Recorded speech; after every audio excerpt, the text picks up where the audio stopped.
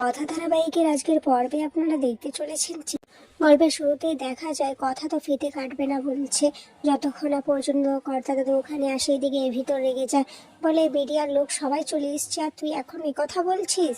এভির মাথা গরম দেখে সঞ্চিতা এসে এভিকে বলে, কথার দিকটাও একটু ভেবে দেয়, কথাকে একটু বোঝা। এরপর এভি একটু শান্ত হয়ে যায়। তারপর কথাকে বোঝাতে গেলে কথা আবার এভির সামনে হাত জোড়ো করে বলে, আমি জানি আপনি যা বলছেন সেটা ঠিক, কিন্তু আমাকে আর এ বিষয়ে জোর করবেন। এটা শোনার পর এভি ওখান থেকে চলে যায়, বলে তোকে আর কিছু করতে হবে না, এবার যা করার আমি করব। অপরদিকে দেখা যায় প্রত্যয়ী তো তিলকের সাথে দেখা করতে চলে আসে। এরপর তিলক প্যাটির সামনে বলে, দেখুন স্যার, আমি যতবার যা কিছু করেছি কথা ম্যাডামই আমাকে ধরে নিয়ে ফেলেছে, তা আমি সমস্ত কিছু কথা ম্যাডামের কাছেই স্বীকার করতে চাই। প্যাটি বলে, তুই আবার নাটক শুরু করেছিস এখানে? তিলক বলে, না স্যার, আমি তো বলেছি সবটা আমি স্বীকার করে নেব, আপনি প্লিজ আমাকে কথা ম্যাডামের সাথে একবার দেখা করতে দিন, আমি ওনার সামনে সমস্ত কিছু পরিষ্কার করে জানিয়ে দেবো আর সবটা স্বীকার করে নেব। এদিকে কথা তো বলে দিয়েছে যে কর্তা দাদুর পায়ে ধুলো ছাড়া সে এই কথা হারবালের উদ্বোধনী অনুষ্ঠানটা করবে না। তাই এভি কায়দা কানুন টিম নিয়ে চলে এসছে কর্তা দাদুর কাছে। এসে ছোটকা কায়দা করে কর্তা দাদুর পায়ের ধুলো নিয়ে নেয়। অপরদিকে কথা তো চিন্তা করতে থাকে যে পাচক মশাই রাগ করে চলে গেলেন আবার কোনো ঝামেলা হবে না তো।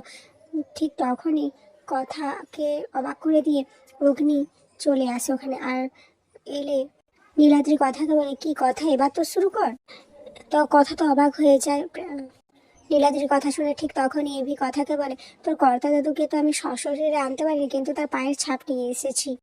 এরপর মিডিয়ার লোক এটা নিয়ে জিজ্ঞেস করে কথা তখন বলে, উনি হচ্ছেন আমাদের সব থেকে বড় অভিভাবক, উনি হচ্ছেন আমার কর্তা দাদু, ওনার পায়ের ধুলো ছাড়া আমি তো উদ্বোধন করতেই পারতাম না, তাই আমার শপে ওনার পায়ের ধুলো পড়ার পরেই আমি উদ্বোধনটা করব। আর এই সমস্ত ঘটনা তো টিভিতে কর্তা দাদু, বড় কর্তা দাদু আর কর্তা দিদা সবাই দেখে।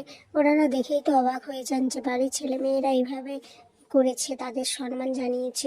ছোটকে এসব দেখে বলে, আমরা সবাই তো নিজেদের স্ত্রীকে ভালোবাসি, কিন্তু অগ্নির মতো না, দেখছিস না কথার সাথে অগ্নি কিরকম ভাবে জড়িত, ওর পাশে রয়েছে সবসময়, আজ কথাকে এই জায়গায় এনে দাঁড় করিয়েছে। এদিকে প্র্যাটি তো সমস্ত ঘটনা তিলকের ব্যাপারে অগ্নিকে খুলে বলে অগ্নি একটু টেনশনে পড়ে যায়। তারপর দেখা যায় চিত্রা কথার প্রোডাক্টগুলো নষ্ট করার জন্য কাঁচের গুঁড়ো মিশিয়ে দেওয়ার চেষ্টা করে। ঠিক তখনই অগ্নি চিত্রাকে হাতে নাতে ধরে ফেলে। এখানেই আজকের পর্ব শেষ হয়ে যায়।